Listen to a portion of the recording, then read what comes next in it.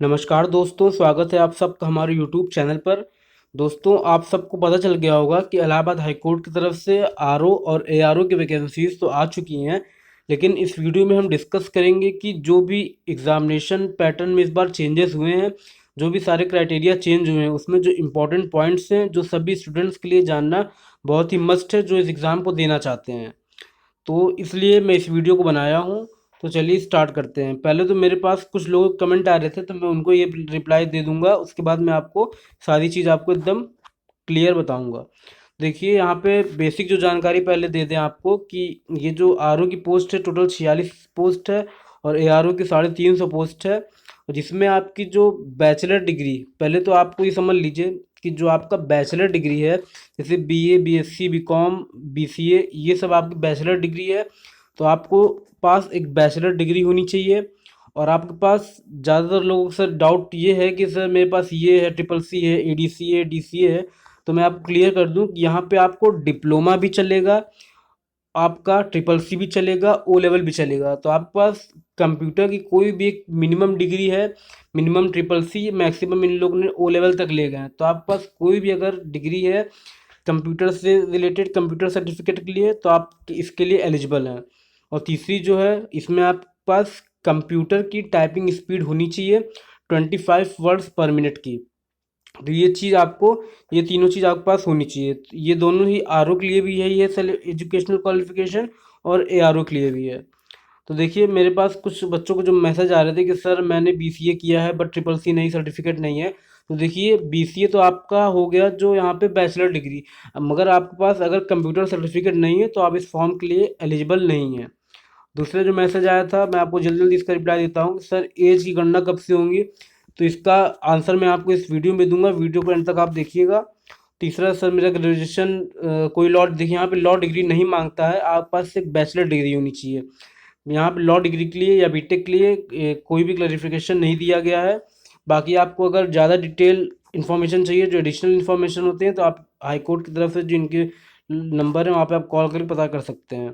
तो चलिए आपको सारी इन्फॉर्मेशन, डिटेल इन्फॉर्मेशन देते हैं इस वीडियो में। देखिए, पहली बात तो ये कि जो आपके पास सर्टिफिकेट होने चाहिए, जैसे आपके पास ट्रिपल सी की सर्टिफिकेट या कोई भी कंप्यूटर सर्टिफिकेट हो, या आपके पास बैचलर डिग्री है, आपके पास ये सारे सर्टिफिकेट किस दिन होना चाहिए? जिस दिन आप ये फॉर्म के लिए अप्लाई कर रहे हैं, जिस दिन आप ऑनलाइन आवेदन कर रहे हैं, तो उस दिन से पहले की डेट की आपके पास ये डिग्री या सर्टिफिकेट आपके पास ये होनी चाहिए। क्योंकि अगर इस डेट से पहले की सर्टिफिकेट आपके पास है तो आप, तो ही आप एलिजिबल कहलाएंगे। अदरवाइज आप सिलेक्शन होने के बाद भी आपका जब वेरिफिकेशन होता है तो आपको बाहर कर दिया जाएगा। तो इस वजह से आप जो भी फॉर्म भर रहे हैं वो ये बात को विशेष ध्यान दें, स्पेशल ध्यान दें कि आपको जो है, जिस दिन आप फॉर्म भर रहे हैं उसके पहले की ही डिग्री आपके पास होनी चाहिए, चाहे वो कंप्यूटर डिग्री हो, चाहे वो बैचलर डिग्री हो। अब इसमें क्लियर बात देखिए, यहाँ पे लिखी गई है, the candidate must possess following essential qualifications या computer qualifications for the post of RO and ARO on the closing date of submission of online form. मतलब जब ऑनलाइन फॉर्म की क्लोजिंग डेट है उसके पहले के आपके पास ये डिग्री होनी चाहिए। ये बात हो गई एजुकेशनल क्वालिफिकेशन की। बाकी जो दोनों का सिलेबस है, आरओ का, एआरओ का, और आपकी वैकेंसी कंप्यूटर असिस्टेंट की भी आई है, तो तीनों का सेम है। आपका कंप्यूटर असिस्टेंट और आरओ एआरओ में मेनली जो यहाँ पे डिफरेंस है वो केवल एज लिमिट का है। अब इसमें बात करते हैं कि इसमें जो एज लिमिट आपकी कब से कैलकुलेट होगी। तो आपको एज लिमिट 21 से 35 ईयर्स की आपकी एज लिमिट होनी चाहिए, सॉरी एज होनी चाहिए, 21 से 35 साल, अगर आप जनरल कैटेगरी या ओबीसी कैटेगरी में हैं। अदरवाइज़ अगर आप एससी, एसटी या फिजिकल हैंडीकैप्ड हैं तो आपको यहाँ पे कुछ रिलैक्सेशन मिलेगा। अब यहाँ बात आती है रिलैक्सेशन की, तो मैं आपको बता दूं, अगर आप यूपी कैंडिडेट हैं, मतलब आप यूपी से रिलेटेड हैं, आप यूपी के डोमिसाइल है आपके पास, तो ही आपको यहाँ पे जो रिलैक्सेशन है उसका बेनिफिट आप उठा पाएंगे। अदरवाइज़ अगर आप अदर डिस्ट्रिक्ट से बिलोंग करते हैं, सॉरी अदर स्टेट से बिलोंग करते हैं, तो आप यहाँ पे आपको कोई भी रिलैक्सेशन नहीं मिलेगा। तो ये जितनी भी रिलैक्सेशन है, ये केवल यूपी में जो कैंडिडेट हैं उनके लिए यहाँ पे ये एप्लीकेबल है। ये बात यहाँ पे इन्होंने स्पेशली एकदम क्लियर ही कर दिया है। अब एज लिमिट देखिए कब से इन्होंने मांगा है। देखिए, जो एज लिमिट इन्होंने दिया है ये 1/7/2021, 1/7/2021 जो है या इनकी डेट दी है, इस डेट में आप 21 से 35 साल के होने चाहिए। अगर आप इस डेट के बाद 21 साल के हो रहे हैं तो आप इस फॉर्म को भरने के लिए एलिजिबल नहीं है। तो ये चीज़ इन्होंने यहाँ पे देखिए एकदम क्लियर की हुई है कि 1/7/2021 में एक इस डेट तक आपको इनका जो डेट है वो आपको यहाँ पे अटेंड करना है। अब यहाँ पे रिलैक्सेशन दिया हुआ है, मगर ये रिलैक्सेशन ये देखिए केवल स्टेट ऑफ यूपी, जो यूपी स्टेट के हैं उनके लिए ये चीज़ जो है अलाउ होगी। अब देखिए बात करते हैं कि यहाँ पे मैसेज मतलब बच्चे पूछते रहते हैं कि सर यहाँ पे जो एग्ज़ाम होंगे हमारे, तो मैंने आपको हर वीडियो में क्लियर किया है, मगर यहाँ पे मैं आपको नोटिफिकेशन से क्लियर कर दे रहा हूँ कि यहाँ पे जो आपके एग्ज़ाम होंगे ये एकदम सिंगल स्टेज में एग्ज़ाम होंगे, आरओ के भी, एआरओ के भी और कंप्यूटर असिस्टेंट के भी। आपके वन शिफ्ट में ही दोनों पेपर करा दिए जाएंगे।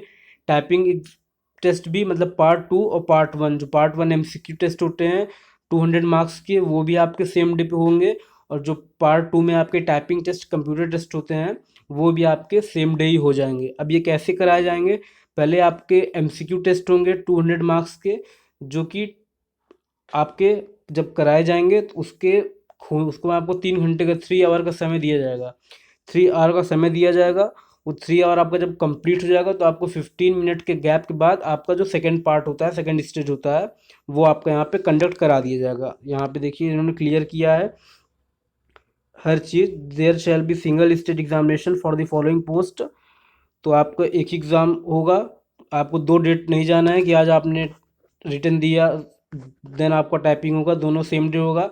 तो जो भी लोग जा रहे हैं तो ऐसा नहीं कि केवल एमसीक्यू पेपर दे के वो भाग जाएं, तो ऐसा नहीं है, आपको दोनों पेपर देना है, तभी आपका फाइनल जो मेरिट लिस्ट होगा वो बनेगा। ये जो इनका एग्जामिनेशन क्राइटेरिया है, ये आरओ, एआरओ और कंप्यूटर असिस्टेंट तीनों के लिए है। बाकी सिलेबस तो सबका एक ही है, मैंने आपको बता दिया।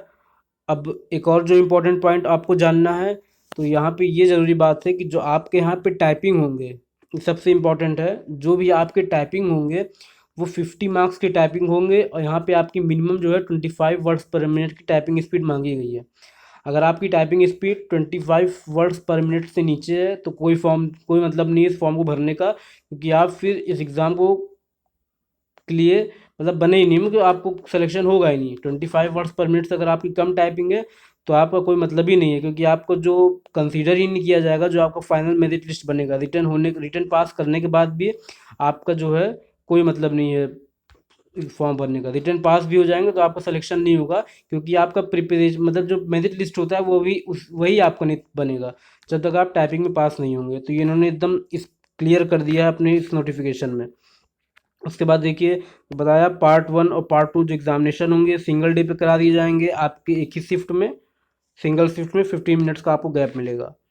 अब देखिए जो आरओ और एआरओ की बात करें तो यहाँ पे जो आपको पेपर होंगे ये इंग्लिश और हिंदी दोनों लैंग्वेज में दिए जाएंगे, बट जो आपका टाइपिंग होगा वो केवल आपको इंग्लिश में ही आपको टाइपिंग करना रहेगा। पार्ट 2 जो आपका कंप्यूटर नॉलेज टेस्ट होगा ये ओनली इंग्लिश में होगा।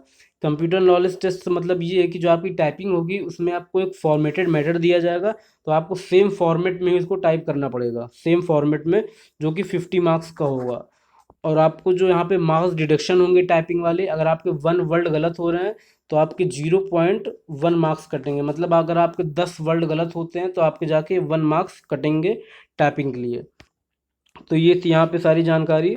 और सबसे यहाँ पे जो बेनिफिशियल होता है इलाहाबाद हाई कोर्ट की वैकेंसी में ये होता है कि there will be no negative marking for this examination. मतलब आपके जो एग्ज़ाम होते हैं उसमें आपकी कोई भी नेगेटिव मार्किंग नहीं होगी। तो ये सारी जो इम्पोर्टेंट पॉइंट्स थी मैंने आपको क्लियर कर दी है। उम्मीद करते हैं कि आपका जो भी डाउट था वो क्लियर हो गया होगा। अगर आपको वीडियो हेल्पफुल लगी हो तो चैनल को सब्सक्राइब करिएगा। ये मार्किंग स्कीम दी हुई है, आप इसको देख सकते हैं। और अगर आपको आरओ एआरओ एक कंप्यूटर असिस्टेंट की प्रीवियस ईयर पेपर चाहिए या डिटेल सिलेबस चाहिए, इसकी सैलरी के बारे में जानना हो, या आपको किसी भी प्रकार की कोई भी डाउट हो, और इलाहाबाद हाई कोर्ट में जो आपकी एपीएस की वैकेंसीज आने वाली हैं उससे रिलेटेड आपको कुछ भी मटेरियल्स चाहिए तो आप हमें मैसेज कर सकते हैं कमेंट बॉक्स में, आपको सब चीज़ यहाँ पे प्रोवाइड की जाएगी। तो उम्मीद करते हैं आपको वीडियो अच्छी लगी होगी, तो हमारे चैनल को सब्सक्राइब करिएगा इंग्लिश स्टेनो 2.0 को। Thank you.